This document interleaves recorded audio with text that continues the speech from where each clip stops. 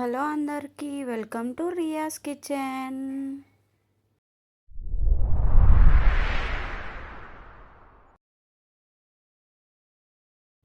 ఈరోజు మనం గులివెందలు ఫ్రై ఎలా చేయాలో చూద్దాం. ముందుగా ఈరోజు సండే కాబట్టి గులివెందల ఫ్రై ఎట్లా చేయాలో మనం చూసే కన్నా ముందు వాటి క్లీనింగ్ ప్రాసెస్ చూడండి. మనం అక్కడ ఎంత క్లీన్ చేయించినా ఇంటికి వచ్చినాక మనం క్లీన్ చేసుకుందే మనం సాటిస్ఫాక్షన్ ఉండదు, తినలేము కూడా అండి. కాబట్టి ఇట్లా క్లీన్ చేసుకొని ఉప్పు కారం అవి పట్టేందుకు, మసాలాలు పట్టేందుకు ఇట్లా నాట్స్ పెట్టుకోవాలి చేపలకి. ఇట్లా ఇప్పుడు ఒక బౌల్ తీసుకుని ఉప్పు కారం అల్లం వెల్లుల్లి పసుపు ఫ్రెష్ది అయితే మంచిగా ఫ్లేవర్ ఉంటుంది, బాగుంటుందండి. దీంట్లోకి మనం కరివేపాకు, పుదీనా, కొత్తిమీర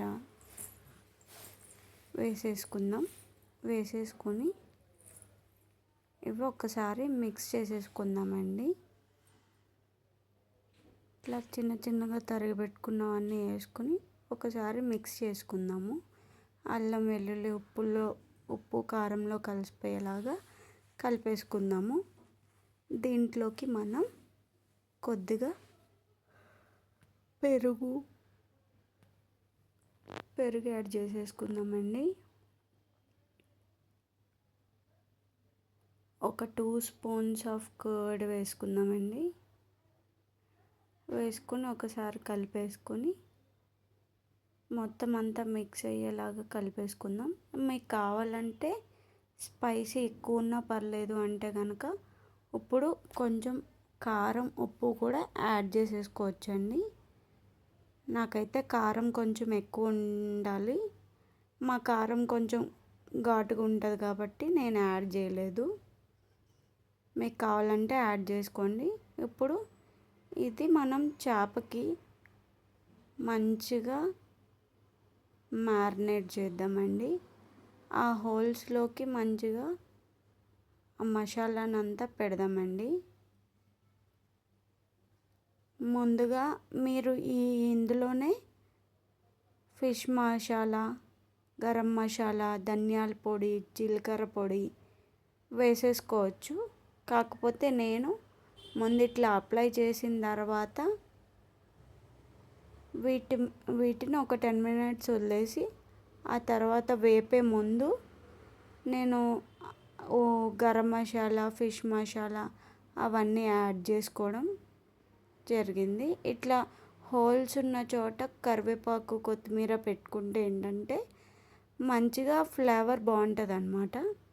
ఒకసారి మీరు తినేటప్పుడు కూడా అవి చక్కగా దానిలో మెల్ట్ అయిపోతాయి.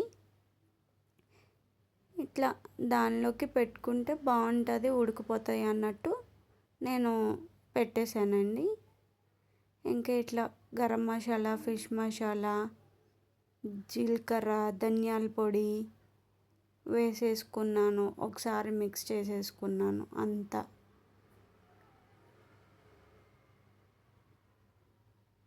ఇట్లా మిక్స్ చేసేసుకొని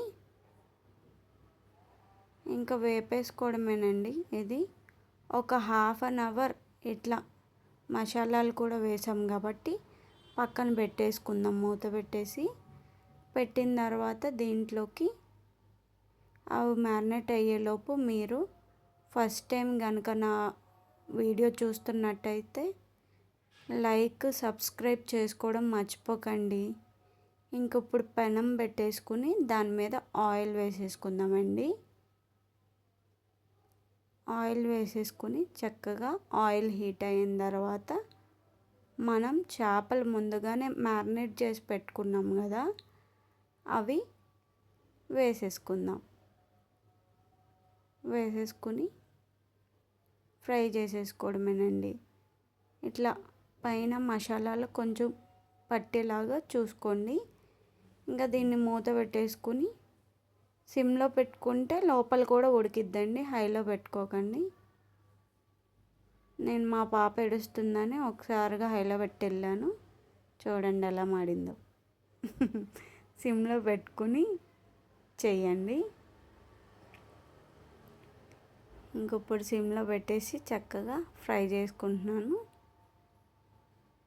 ఇంతేనండి గులివెందల ఫ్రై. ఇట్లానే చేసేసుకోవాలి.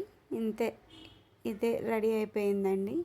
ఒకవేళ బాగా మాడుతుంది అనుకుంటే కనుక మధ్య మధ్యలో ఆయిల్ పోసుకుంటూ ఉండండి, ఫ్రై అయిపోతాయి. టేస్ట్ అయితే చాలా బాగుందండి, చాలా బాగా వచ్చింది.